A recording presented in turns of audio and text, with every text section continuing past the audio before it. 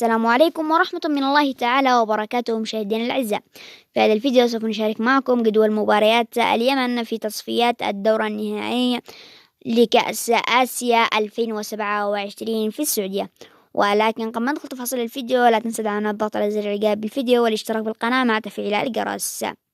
بعد وقوع القرعة منتخبنا في المجموعة الثانية بجانب كل من بوتان ولبنان وبروناي، وسيلعب المنتخب اليمني 6 جولات مباريات الذهاب ومباريات الإياب.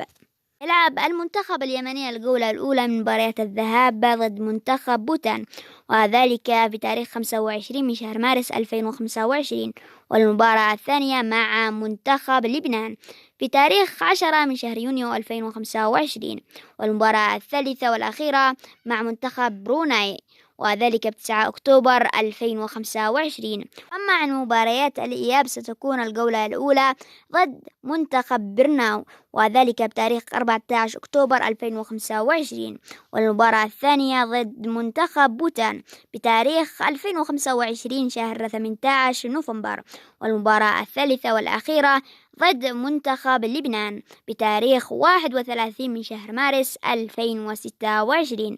إلى هنا وصلنا إلى نهاية الفيديو، وشاركونا توقعاتكم في قسم التعليقات، والسلام عليكم.